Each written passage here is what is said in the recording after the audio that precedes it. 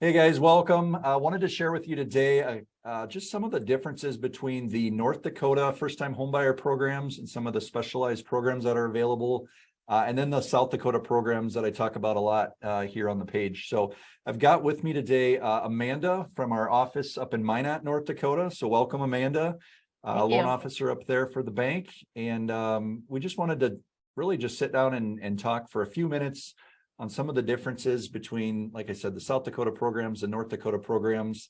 And guys, this is different for every state for the most part. So if you're not working with a local lender or someone that can offer the programs for the state you're looking at purchasing in, hopefully this highlights why you want to be working with someone that has all the options. So Amanda, you and I were talking before our call here.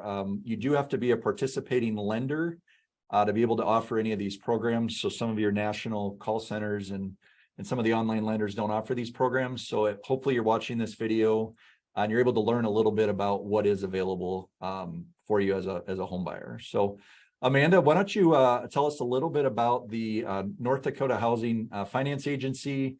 And I believe you said they offer two programs, one for first-time home buyers and then one for those that don't qualify. So if you want to hit on that for a little bit, that would be awesome. Yep. So we do have a first-time homebuyer program, which is for just that first-time homebuyers, and it's going to allow them to get down payment assistance in order to get into that house. And what that kind of looks like is they're going to give you 3% towards your mortgage loan amount towards your down payment, and they have a minimum out-of-pocket expense of only $500, and that could come right from your earnest money. So it's a great program for those first-time homebuyers, help them get into a house with very little out-of-pocket. And the way that you pay that is you don't have an additional payment to your mortgage. You still make the one payment to North Dakota Housing, and it takes 96 regular payments, or 8 years is what that equates to fully pay that back. And it is prorated. So if you sell or refinance that mortgage within those first 8 years, the amount that's left is going to be prorated and added on to your payoff. And then additionally, like you said, we have another program. It's called the Roots program here in North Dakota. And it's for those homebuyers that are not first-time homebuyers. So those that have owned a home within the last 3 years, and they will allow the same thing. They're going to be able to get down payment assistance on a second or third purchase of a primary residence, just like your first-time homebuyers. And again, they're going to have a minimum out-of-pocket expense of $500. And the nice part about the Roots program too is they don't have a income limit here in North Dakota anymore. And that's usually a big thing I know with these programs, where our first-time homebuyer program, in order to qualify outside of being a first-time homebuyer, you also have to be below their income limit, which is going to be different by every county here in North Dakota. So that's just kind of a quick summary of how those work up here. Awesome. So yeah, guys, if you're listening to that, there are some differences from the program Amanda's talking about in North Dakota versus our programs here in South Dakota. We do have the first-time homebuyer program as well. There's income limits, like Amanda had stated for that. For our repeat homebuyer program, there are some income limits as well. They're just a little bit higher. There is down payment assistance available in both states. South Dakota has a 3% down payment assistance program available, as well as a 5% option.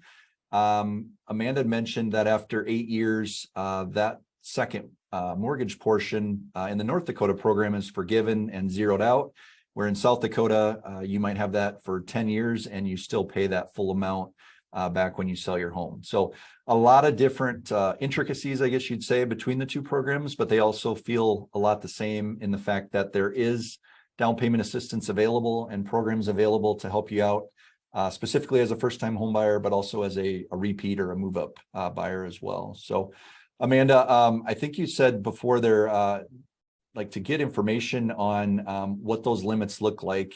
I believe our states are the same in the fact that it's different by county, it's different by family size. What's the best way, other than contacting you, what's the best way for someone to look at those different income limits? So North Dakota Housing does have an online website that you can access, which is super easy to utilize. And all of that information is going to be out there as well if you're just kind of interested what the income limits are, even the purchase price limits per county.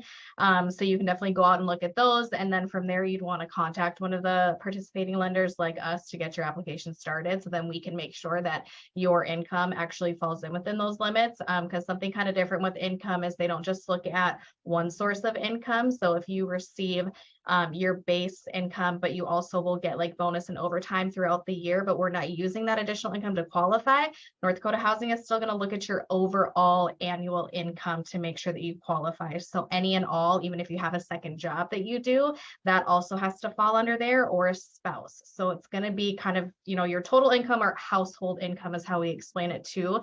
All of that considered has to be within those limits. So it's definitely good to take a look first, absolutely, but then give us a call so we can really kind of narrow it down and confirm that you do fall within the right program. Awesome.